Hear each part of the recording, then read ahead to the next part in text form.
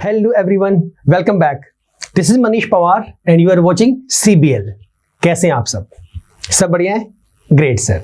सो अभी तक के जितने भी आपने टॉपिक्स यहाँ पे किए हैं, कितनों की प्रैक्टिस अच्छे से हो चुकी है? अगर हो चुकी है तो बहुत अच्छी बात है, नहीं हुई तो प्लीज करें. टाइम बहुत कम बचा है आप लोगों के पास. एक टाइम टेबल जिन्होंने अपना प्रिपेयर कर लिया है कि कैसे हमें प्रिपरेशन करनी है, वेल एंड गुड. जिन्होंने नहीं किया अभी भी कर ले. टाइम बचा है थोड़ा सा, ज्यादा तो नहीं है, बट अगर अभी भी थोड़ा ध्यान से करेंगे तो कुछ तो आप आगे कर ही सकते हैं. अपने प्रिपरेशन का कुछ पार्ट तो आप आगे प्रिपेयर कर ही सकते हैं. चलो sir, D is very important. Let us start this with this first question. What it says, the following pie chart shows the early distribution of all the major activities of a student. आपके पास activities given है student की, homework, games, sleeping, others, school, ये सब activities एक student जो है करता है. इस पे बेस्ड हमारे पास जो फर्स्ट क्वेश्चन है वो ये रहा. The percentage of time which he spends in school is. The percentage of time which he spends in school कितना होगा? बताओ जरा, आसान सा क्वेश्चन है. अब कभी कभी ये सवाल मन में आता है कि सर परसेंटेज हमसे पूछी गई है, जबकि हमें जो कंटेंट गिवन है, जो इंफॉर्मेशन गिवन है, जो हमें डिपिक्ट करती है, that is in the form of degree. इसे मैं कन्वर्ट कैसे करूंगा? Percentage of time which he spends in school. School में कितनी डिग्री पे वैल्यू गिवन है? कहां गया स्कूल? ये रहा. What is that? 105 डिग्री. तो सर ऊपर जब डिग्री में मुझे गिवन हो, individual degree which is given to me upon total degree कितना होता है? 360 डिग्री. क्योंकि आपका जो पाई चार्ट बनता है वो टोटल 360 में बनता है. टोटल कंप्लीट एंगल कितना होता है? 360 एंड मल्टीप्लाई बाय 100. इसे कर दो सॉल्व. 0 से आपका 0 गया, 18 से 18 जैसे मर्जी कर लो. इसकी वैल्यू लगभग आपके आ जाएगी. 2 से कर लो 18, 2 से कर लो 5, 5 5 25, 5 एकम 5 बाय में 18. दिस विल बी अराउंड 30% के आसपास इसकी वैल्यू आ जाएगी. लगभग अराउंड 30% के आसपास. तो आंसर कौन सा होगा मेरा? ये रहा 30%. Right sir. बातें तो आपकी बेसिक से ही है, बस मुझे जो बेसिक कॉन्सेप्ट है उनको ध्यान रखते हुए अपनी कैलकुलेशन को सॉल्व करना है. राइट. ये तो मैंने राउंड ऑफ में दे दिया यहाँ पे. अगर इसकी एग्जैक्ट वैल्यू जो आएगी दैट विल बी अराउंड 29.166 के आसपास आएगी. This is approximately.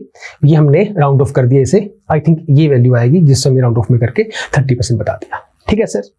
तो ध्यान से करिए, कैलकुलेशन कुछ भी नहीं है DI के अंदर.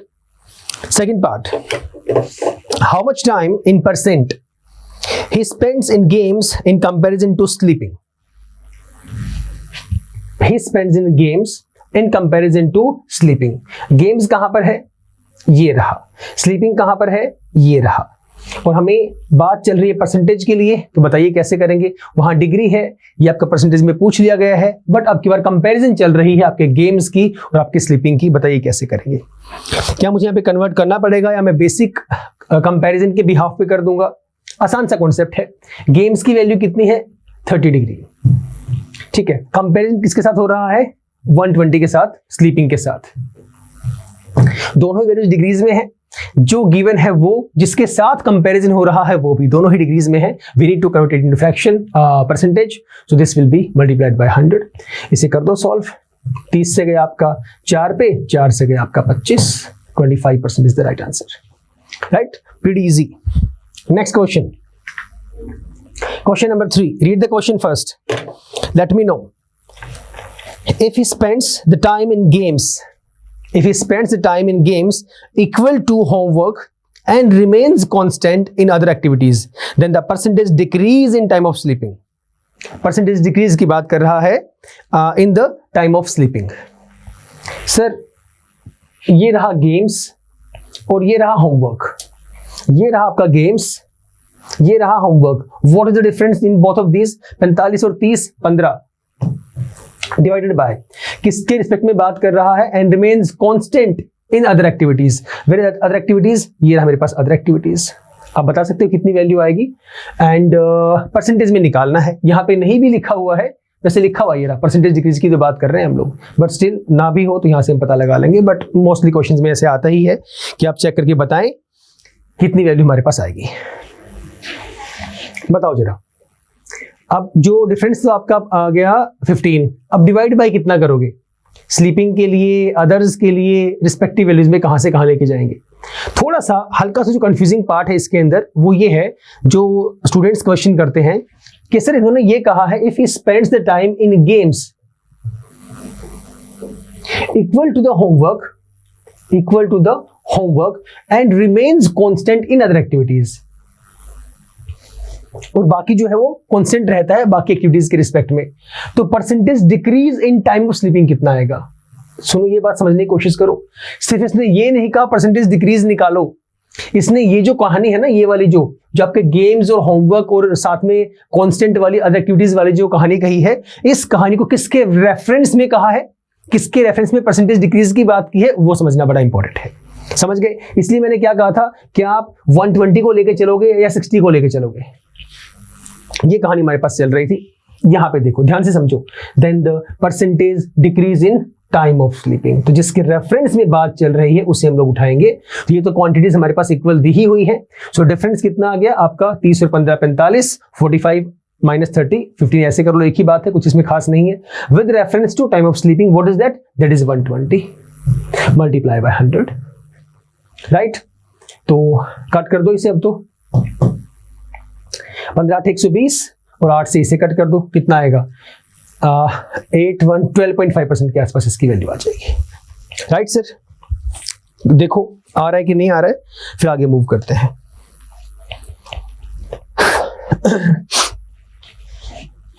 आ गया सभी का। हर जगह पे, हर कॉन्सेप्ट में आपको मेनली एक ही बात ध्यान रखनी है, और वो बात क्या है, डीआई में कंफ्यूजिंग पॉइंट ये होगा कि किसके रेफरेंस में वो बात करेगा। आपको परसेंटेज डिक्रीज के लिए बोलेगा, परसेंटेज इंक्रीज के लिए बोलेगा, चेंज इन वैल्यू बोलेगा, डेप्रिसिएशन की बात करेगा, इंक्रीमेंट की बात करेगा। ये सारी कहानियां ये चेक करना है बेस ईयर कौन, अगर ईयर की बात हो, बेस ईयर कौन सा लेके चलना है, कौन सा करंट ईयर है। डीआई में सारी कहानियां इकट्ठी आ जाती हैं। आपका पाई चार्ट आ गया, आपका टेबुलर आ गया, राइट, आपका डेटा गिवन है, सिक्वेंशियल फॉर्म में आ गया, कि किसी भी तरह से क्वेश्चन आपके पास आ सकते हैं। We need to take care of जो क्वेश्चन पूछा गया है वो किसके रेफरेंस में है। समझ गए? तो क्वेश्चन को ही बस ध्यान से पढ़ना है। डीआई के अंदर कुछ कंफ्यूजिंग नहीं है सिवाय उस क्वेश्चन के मीनिंग को समझने का। बस जिसके बेसिक क्लियर है वो आराम से डीआई में स्कोर कर सकते हैं, कोई दिक्कत नहीं आएगी। चलिए लेट्स मूव ऑन टू, ये आ गया 12.5% के आसपास से इसका आंसर आएगा। Question number 4, question is what is the difference in time in hours spent in school and in homework. Spends in school, where is it, 105, and in homework that is 45. तो 105 minus 45 कितना आ गया हमारे पास, 60 degree. अब ये तो हमारे पास 60 degree आया है। क्वेश्चन किस में पूछा गया है, क्वेश्चन पूछा गया है इन आवर्स में। क्या ये आवर्स थे? ये आवर्स नहीं थे, ये आपके पास सारी की सारी कहानी किसकी है, डिग्रीज की है। अब थोड़ा सा बेसिक आपको ये चेक करना है कि भाई यहां पर 1 डिग्री या 1 आवर कितने डिग्रीज के इक्वल है। एक ही बात है, 1 डिग्री में कितने आवर्स है या 1 आवर कितने डिग्री के रिस्पेक्टिव वैल्यूज को शो कर रहा है। तो सर यहां पर जो शो कर रहा है वो आपके पास है 15 degree that is equal to 1 hour. तो अगर 15 डिग्री की वैल्यू 1 आवर के इक्वल है तो 60 डिग्री कितने में हो जाएगा सर, 4 आवर्स हो जाएगा। हाँ या ना, सिंपल सा कॉन्सेप्ट।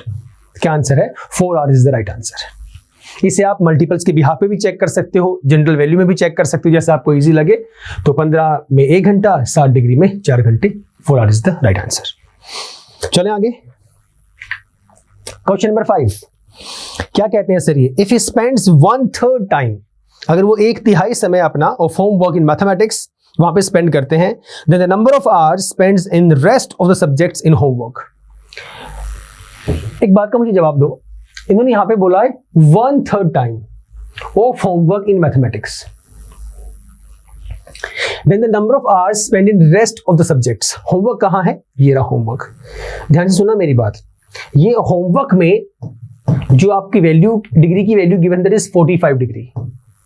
कितना है, 45 डिग्री। इस 45 डिग्री का 1/3 मतलब 45 का 1/3 ये आएगा हमारे पास, मतलब 15 डिग्री अगर मैं ब्रेक कर दूं यहां पर काउंट होगा, और बचा कितना, 30 डिग्री यहां पर काउंट होगा। 15 डिग्री किस में काउंट हो रहा है, आपका मैथ्स के अंदर काउंट हो रहा है। और 30 डिग्री कहाँ पे काम हो रहा है, कहाँ पे काउंट हो रहा है, आपके अदर सब्जेक्ट के अंदर काउंट हो रहा है, इन द अदर सब्जेक्ट्स। बात किसकी चल रही है सर, आपका नंबर ऑफ आवर्स की। आपने अभी थोड़ी देर पहले बताया था, जो अभी लास्ट क्वेश्चन में किया था मैंने, ये रहा 15 degree is equal to 1 hour, हमने यही निकाला था। तो 15 डिग्री यहाँ पे मतलब 1 आवर किसको दे रहा है, मैथ्स को दे रहा है। 30 डिग्री मतलब 2 घंटे यहाँ पे किसको दे रहा है, आपके अदर सब्जेक्ट को दे रहा है। क्वेश्चन में पूछा क्या गया था, then the number of hours spend in rest of the subject. तो रेस्ट ऑफ द सब्जेक्ट्स ये रहे आपके, मतलब 2 घंटे लगते हैं, तो 2 hours, this is the right answer. देखो सर आगे चलते हैं फिर उसके बाद। बहुत ही आसान से सवाल है, क्वांट है ही आसान, चाहे वो क्लैट का क्वांट हो, चाहे वो पीसीएस का क्वांट हो, चाहे वो क्लरिकल का हो, कोई भी आपका हो गया, इट इज ऑल अबाउट वही सेम कहानी, 2 चीजें जो हमेशा बोलता हूं। चलिए सर आगे, आसान सा था। Next question, what it says, the two, पिछले वाले में एक पाई चार्ट था, अब यहां पर 2 पाई चार्ट है, इन दोनों को देखते हुए मुझे अपने क्वेश्चंस का आंसर करना है। The 2 pie charts show the market share of different companies which produces TV and refrigerator both in first quarter of 2005 and 6. पहले वाले में आपको टीवी गिवन है, जिसमें आपके एलजी का टीवी है, सैमसंग है, इलेक्ट्रोलक्स है, गोदरेज, आईवा, वर्लपूल, सोनी एटसेट्रा, ये हमें गिवन है। सेकंड वाले में आपका है रेफ्रिजरेटर, जिसमें आपके सेम उन्हीं कंपनीज का रेफ्रिजरेटर है, सेम कंपनीज है। What is the question? Question कहता है what is the difference in the angle subtended by Sony TV and refrigerator? Difference in angle निकालना है जो सबटेंड किया है सोनी टीवी ने और रेफ्रिजरेटर ने। अभी पीछे भी कहानी थी हमारे पास एंगल वाली, जहां हमने मैथ्स वाला कॉन्सेप्ट समझा था। तो पहले सिंपल सा फंडा है, आप सोनी टीवी की बात कर लो, ये फुल स्टॉप नहीं आएगा, और सोनी रेफ्रिजरेटर की बात कर लो, ठीक है, Sony refrigerator. Difference in angle, अब डिफरेंस इन एंगल कितना कितना होगा, ये जो वैल्यूज हमें यहां पर गिवन है, पीछे जाओ दोबारा से एक बार, यहां देखो, ये आपको गिवन क्या है, it shows the market share of different companies which produces TV and refrigerator इन 2005 और 2006। ये जो वैल्यूज हमारे पास गिवन है, अगर इन सबको मैं प्लस कर दूं, क्या ये एंगल्स की वैल्यू है? ये जो वैल्यू आपको गिवन है किस चीज को डिपिक्ट कर रही है ये?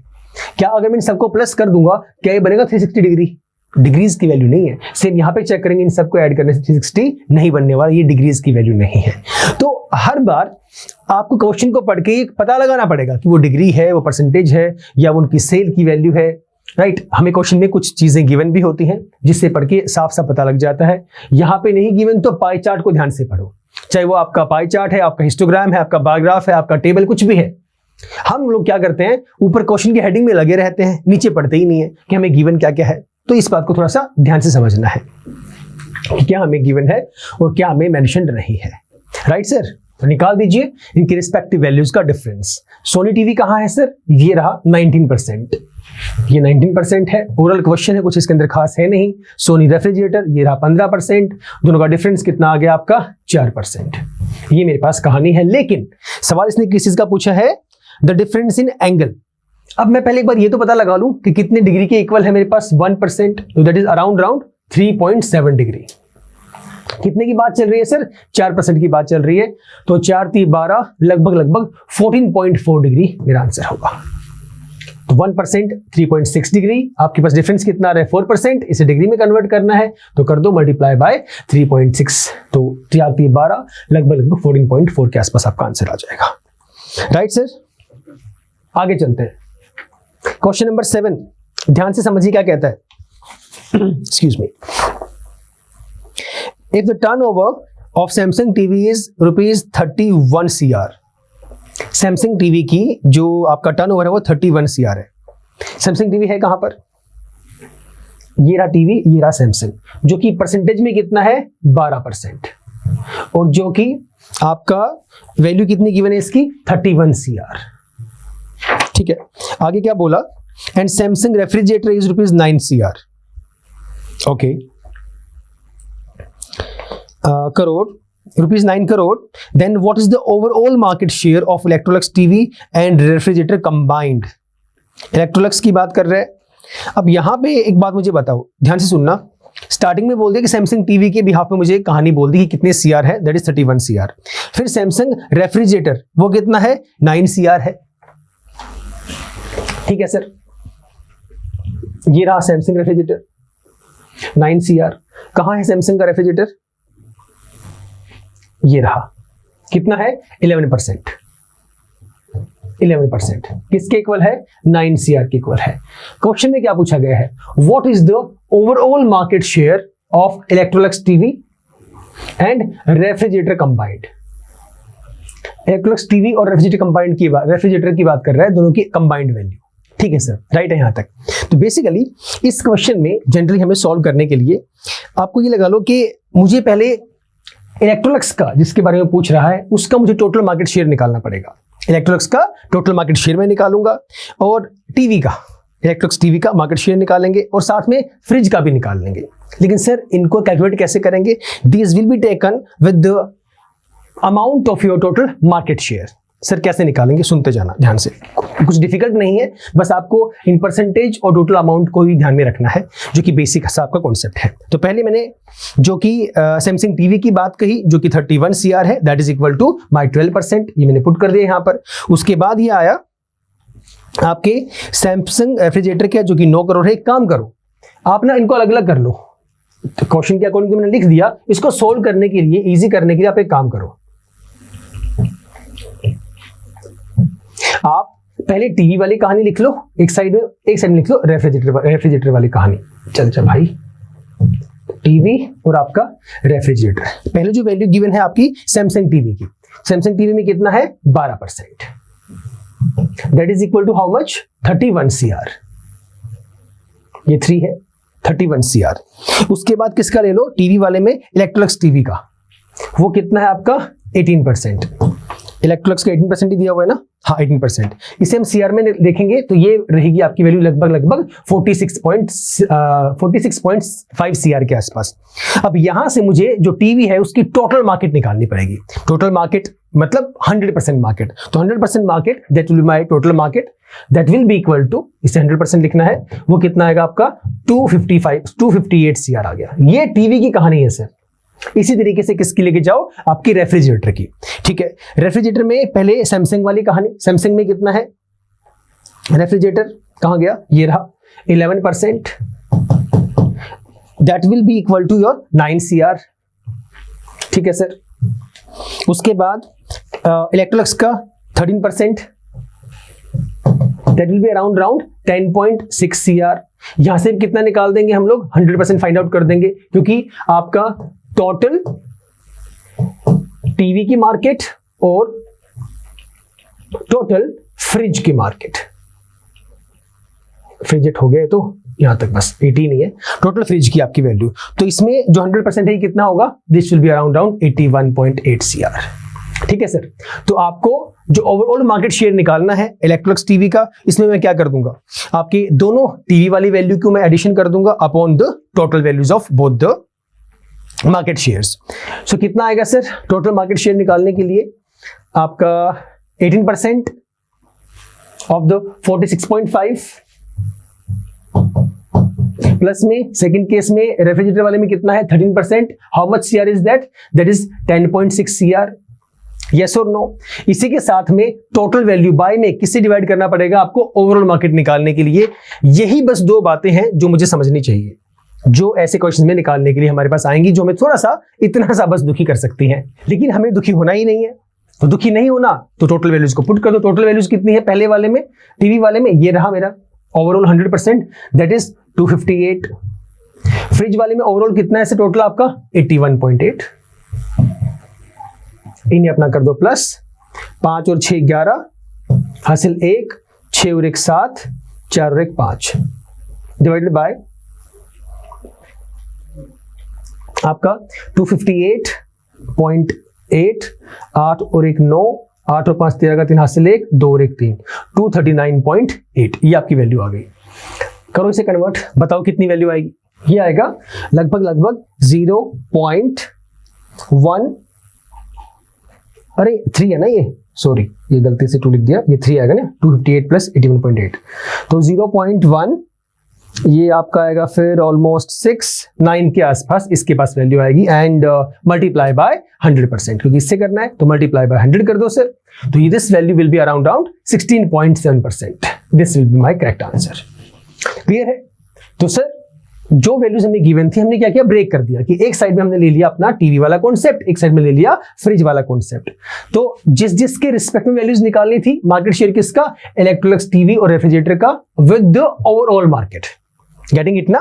तो इलेक्ट्रोलक्स टीवी ये रहा सर, प्लस में आपका रेफ्रिजरेटर ये रहा सर, अपॉन में टोटल वैल्यू टीवी की, total value overall market TV की, ओवरऑल मार्केट रेफ्रिजरेटर की, ये लगा दिया एंड मल्टीप्लाई बाय 100, ये हमारे पास परसेंटेज आ गई.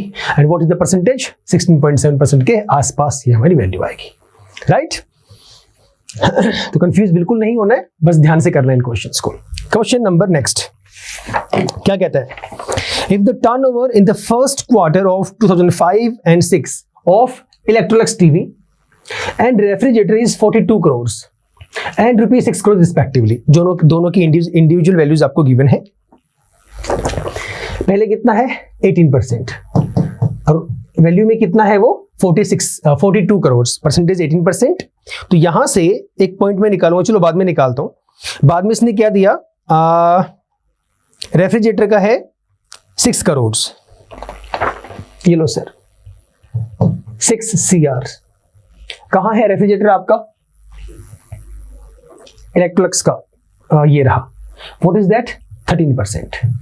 आपको यहां से देख के लिखने दोनों के दोनों, ये रही वैल्यू मेरे पास परसेंटेज में इलेक्ट्रोलक्स टीवी की, ये रही वैल्यू इलेक्ट्रोलक्स रेफ्रिजरेटर की परसेंटेज में. वैल्यूज मुझे यहाँ पे गिवन है 42 CR और मेरे पास 6 CR. ठीक है, इन्होंने बोला क्या, then what is the average annual turnover of the Godrej and Aiwa. जो गिवन है कुछ और है, जो पूछा गया है वो कुछ और है. ठीक है, इन both the product categories together. एक बात मुझे बताओ, अगर मैं यहां से चेक करने इसको स्टार्ट करूं आईवा के लिए और आपका गोदरेज के लिए, दोनों केसेस में इसने बात किसकी की है, टीवी की है या रेफ्रिजरेटर की है, ये समझ लो एक बार ध्यान से देखो. What is the average annual turnover of Godrej and Aiwa in both the products. Both का मतलब क्या है सर, इन दोनों कैटेगरीज की बात कर रहा है, ये टीवी की बात भी कर रहा है और ये आपका रेफ्रिजरेटर की बात भी कर रहा है. ये कंफ्यूज मत होना कि क्या वो इंडिविजुअल के लिए तो नहीं पूछ रहा है, नहीं सर, बात इंडिविजुअलिटी की हो ही नहीं रही है, आपकी कंबाइंड वैल्यू की बात वो कर रहे हैं. तो कंबाइंड वैल्यू टीवी में कितने की है, गोदरेज प्लस आईवा कितना है आपका, 16 + 11 27%. ठीक है, दूसरे वाले केस में है आपका रेफ्रिजरेटर वाले में, ये रहा आपका गोदरेज और ये रहा आपका आईवा, 16 और 12 28%. क्लियर है? और बात किसकी पूछ ली इसने बोल दिया that is your average annual turnover. तो एवरेज एनुअल टर्नओवर निकाल दो सर, 26% पे कितना है आपका, दिस विल बी 63 CR. ठीक है, और सेकंड वाले केस के अंदर जो कि आप 28% लेके चल रहे हैं वो कितना हो जाएगा 13 CR. यस और नो, वैल्यू बढ़ गई, इंक्रीज हो गई. ठीक है, टोटल वैल्यू कितनी हो जाएगी, टोटल तो यहीं से निकाल दो ना, ये रहा 63 CR और आपका 13 CR, 3 3 6 और 6 1 7 76 CR आपकी टोटल वैल्यू आ गई. सवाल है आपके एवरेज एनुअल टर्नओवर का, जब टोटल वैल्यू 76 CR आ गई तो एनुअल टर्नओवर में कितना हो जाएगा, this will be taken multiply by 1 2 3 4, कर दो मल्टीप्लाई, 6 4 24 का 4 हासिल 2 7 चौके 28 और 2 30, 304 CR हमारे पास आंसर आएगा. 304 CR ये आपका आंसर. राइट? गलती जो होगी वो सिर्फ यही वाली होगी कि इंडिविजुअल की बात कर रहा है या दोनों की बात कर रहा है. यहां पर साफ साफ लिखा हुआ है average annual turnover of Godrej and Aiwa in both the product categories. तो एक का मत निकालना, एक का निकालोगे गलत होगा. तो वही बात है जो मैं बार बार बोल रहा हूं कि ऐसे क्वेश्चंस में आपको बस ये स्टेटमेंट ही ध्यान से पढ़नी है कि किस किस की वो बात करता हुआ चल रहा है. प्लीज गलती मत करना. Clear sir? चलें आगे, बढ़ते हैं आगे क्वेश्चन नंबर 9 के पास. ये क्वेश्चन अच्छा है, ऐसे क्वेश्चंस भी हमारे पास एग्जाम में आते हैं. What it says, Which of the following cannot be deduced from the following data या given data. यहां से कौन सी चीज आप डिड्यूस नहीं कर सकते, पता नहीं लगा सकते. ठीक है, फर्स्ट गिवन है the angular difference between Samsung TV and Electrolux, Samsung TV कहाँ है, ये रहा 12%, एंड सेकेंड इज इलेक्ट्रोलक्स कहाँ है 13%, इनका डिफरेंस कितना आ गया, 13 में से 12 आ गया 1%, तो एंगल निकाल सकते हैं, परसेंटेज मेरे पास आ गई है and that is what 3.6 degree निकाल सकते हैं। इसने सिर्फ इतना पूछा है कि आप कौन सा डिड्यूस नहीं कर सकते हैं, इनमें से कौन सी वैल्यू को फाइंड आउट नहीं कर सकते, तो पहले वाली तो कर सकते हैं, तो ये तो हो गया हमारे पास इजी, ठीक है। सेकंड में गया, Soni is the market leader in the TV and refrigerator segment combined.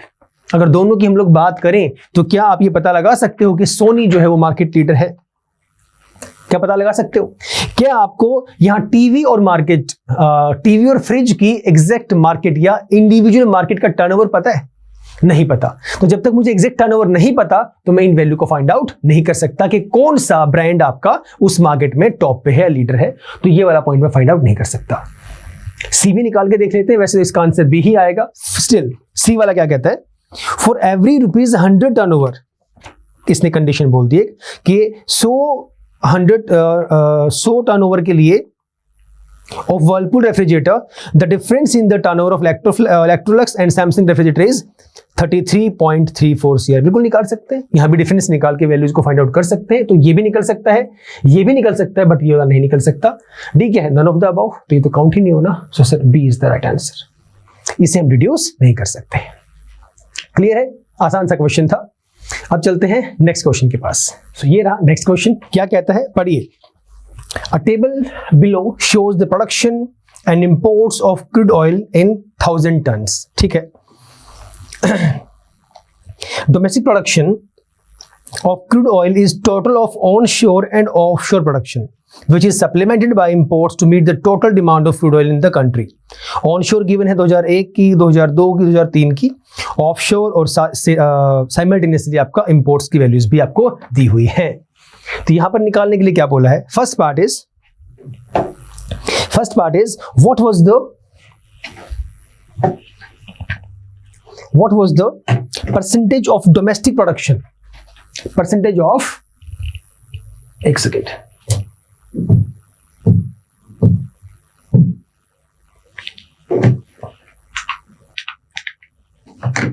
Percentage of domestic production of crude oil over imports in 2001। बताओ भाई, बोलो भाई बोलो, क्या वैल्यू आएगी? डोमेस्टिक प्रोडक्शन की बात कर रहा है ऑफ क्रूड ऑयल, तो क्रूड ऑयल का डेटा तो गिवन ही है हमें। ओवर इंपोर्ट्स इन 2001, ये रहा आपका 2001, ये रहा आपका इंपोर्ट्स की वैल्यू 21,000, एंड डोमेस्टिक प्रोडक्शन का मतलब सर आपका ऑन शोर प्लस आपका ऑफ शोर, ये टोटल वैल्यूज की बात कर रहा है। तो इट मीन्स आपका 12,000, अब सारे 1000 में ही, तो सिंपल सा फंडा कर लो ना, 12 + 11 बाय आपका 21, कितनी वैल्यू आ गई, 12 और 11 23 बाय में 21, अब मल्टीप्लाई बाय 100। बता दो मुझे कितना इसका आंसर आ रहा है, फटाफट बताओ।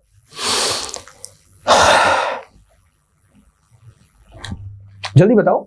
This value will be around 109.5, आगे 2 भी लिखा हुआ है, तो यही वाला आंसर है 109.5, 2% के आसपास। कटिंग करने में कोई डिफिकल्टी नहीं आती है, जिसको बेसिक पता है, ये बस कॉन्सेप्ट अपना ध्यान रखो। ऐसा सा क्वेश्चन मैंने परसेंटेज वाले में भी करवाया था, वहां भी मैंने करवाया था how to go it with percentage, वहां कैसे कन्वर्ट करेंगे, कैसे उसे सॉल्व करेंगे, तो इन बातों का हमें पता होना चाहिए। क्लियर है सर? हाँ सर क्लियर है। अब ये दिक्कत मत हो जाना, ये दिक्कत मन में मत लेके आना कि सर हमने जो ये सीधी वैल्यूज ऐड की है, अगर देखो परेशानी कहाँ आती है, उसे इजी कैसे सॉल्व कर सकते हैं। अगर ऐसे नहीं हो रहा कोई दिक्कत वाली बात नहीं है, इसको छोड़ दो, मत करो ऐसे, सिंपल अपना कर लो ना। ये हमारे पास वैल्यू है आपकी 12,000, ये हमारे पास कितना है 11,000 and divided by 21,000 multiply by 100, ऐसे सॉल्व कर लो आप इसे। तो 12 और 11 आपका 23,000 के आगे 2 जीरो और लगा दो अपना, ऐसे सॉल्व कर लो। ये लो 23,000 1 2 3, ये 2 जीरो और अपने मल्टीप्लाई में कर दो, डिवाइडेड बाय 21,000, जैसे मर्जी करना चाहो वैसे कर लो। 3 2 और 1 3, कितना बच गया 2300/21, ऐसे इजी है, ऐसे सॉल्व कर लो अपना।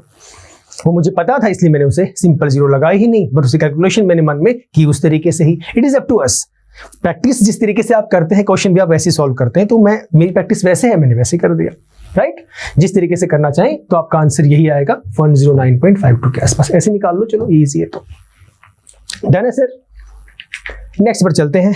नेक्स्ट क्वेश्चन क्या कहता है, what was the percentage change in the domestic production of crude oil from 2001 to 2003, 2001 2003, बताओ जरा परसेंटेज चेंज कितना होगा, जल्दी बताओ फटाफट, आसान सा क्वेश्चन है।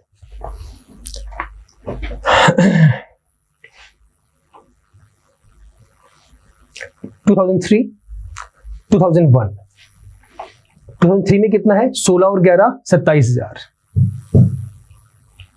2001 में कितना है, 12 और 11 23,000। इसी के बारे में बात चल रही है। What was the percentage change in domestic production of crude oil from 2001 to 2003? Total value निकालना जरा एक बार। अब यहां भी सवाल मन में आते हैं, क्या मैं बेस वैल्यू 2001 को लूं, 2002 को लूं, 3 को लूं, बट मेनली 1 और 3 के रिस्पेक्ट में कहानी आती है। आप मुझे बताओ किस वैल्यू को लेके चलोगे, जल्दी बताओ। अब ये सवाल मैंने क्यों पूछा, क्योंकि ये पता होना चाहिए कि सर बेस वैल्यू चेंजिंग वाले को लेके चलते हैं या जिसके रिस्पेक्ट में चेंज हुआ उसे लेके चलते हैं। इस बात का बड़ा खास ध्यान रखना है, क्योंकि यही छोटी छोटी गलतियां हैं, हमें कुछ चीजें पता होते हुए भी हम लोग गलतियां करते हैं। क्वेश्चन तो आसान सा है, लेकिन ये बेसिक सा कॉन्सेप्ट है जो हमें याद रखना है। और डिफरेंस में कौन सी वैल्यू आएगी, दिस वैल्यू माइनस में आपका this value and divided by the base that is 23,000। तो 27,000 माइनस 23,000, ये आपका आ गया 4,000 divided by 23,000 and multiply by 100। कर दो इसे सॉल्व और बताओ कितना आंसर आ रहा है, जल्दी करो फटाफट। अब देखो नेगेटिव में तो ये ऑप्शन पता है क्यों दिया हुआ है, मान लो मैं यहां पे अगर बोल देता, यहां पे आंसर बोल देता मैं ऑप्शन में है -17.4%, तो ऐसे भी बहुत से भाई होंगे जो शायद इसे टिक कर देंगे। पता है क्यों कर देंगे, क्योंकि जो रिस्पेक्टिव वैल्यू पहले लिखी है this value minus the last value, तो यहां पे बोल देंगे सर -4,000 हमारे पास वैल्यू आ रही है, तो नेगेटिव में मेरा आंसर आएगा। गलत है। आप हमेशा वैल्यू कौन से लेके चलती हैं, आप इंक्रीज या डिक्रीज की बात किसके रिस्पेक्ट में करते हैं, आपको एक वैल्यू गिवन होगी बेस, दूसरा जिसके बिहाफ पे चेंज की बात कर रहा होगा। तो पहली वैल्यू कौन सी है आपके 2001 की, किसके रिस्पेक्ट में बोल रहे हैं, 2003 के रिस्पेक्ट में बात कर रहा है। टोटल वैल्यू कितनी, 16 और 11 27, और यहाँ पे 12 और 11 23, तो 17.4% आपका आंसर आएगा, ना कि -17.4। बातें छोटी छोटी हैं पर ध्यान रखने वाली है, ठीक है सर, तो ये माइनस नहीं आएगा। चलिए आगे, next question, what is the average of total demand of crude oil over the period, पूरे पीरियड में आपका एवरेज कितना है, टोटल डिमांड क्रूड ऑयल की टोटल डिमांड का एवरेज बताओ पूरे टाइम पीरियड के अंदर। एक बात का मुझे जवाब दो, पहले तो ये बताओ कि जो ये डिमांड होता है किसके इक्वल होता है, this is always profit plus import, production plus import.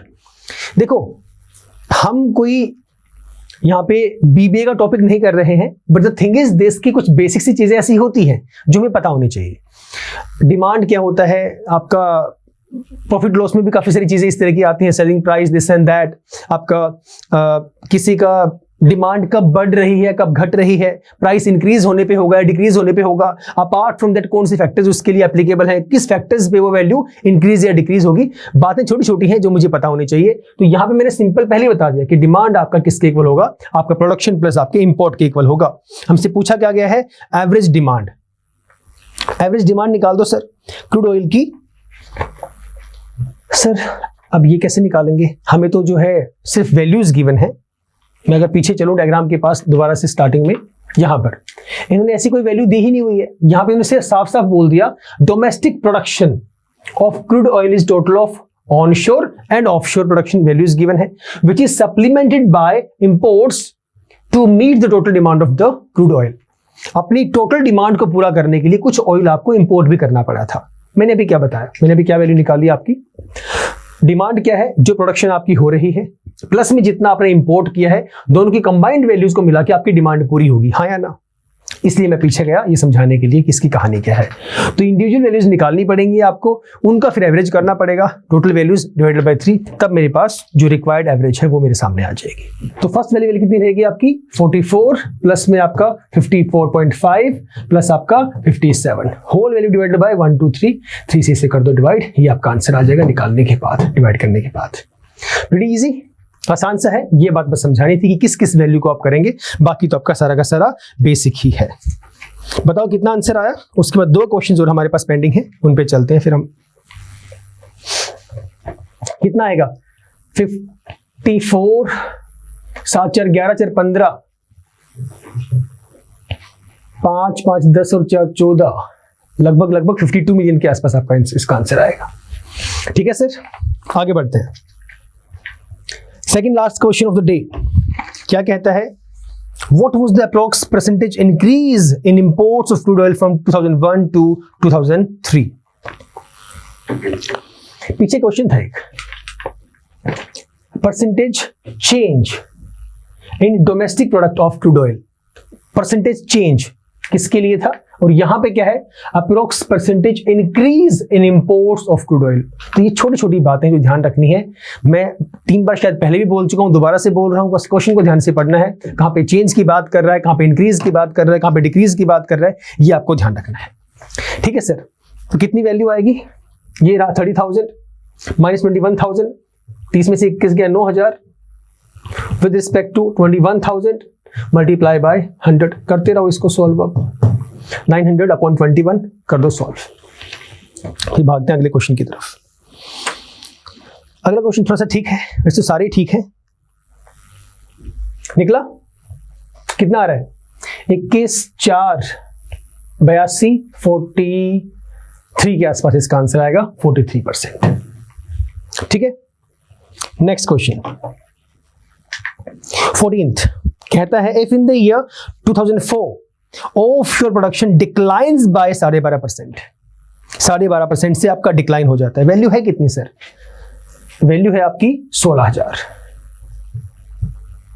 Percentage निकालना आता है बेसिक, तो ऑफशोर के अकॉर्डिंग कितना परसेंट डिक्लाइन बोल रहे हैं, 12.5%, मतलब this will be taken with the 0.875 के आसपास।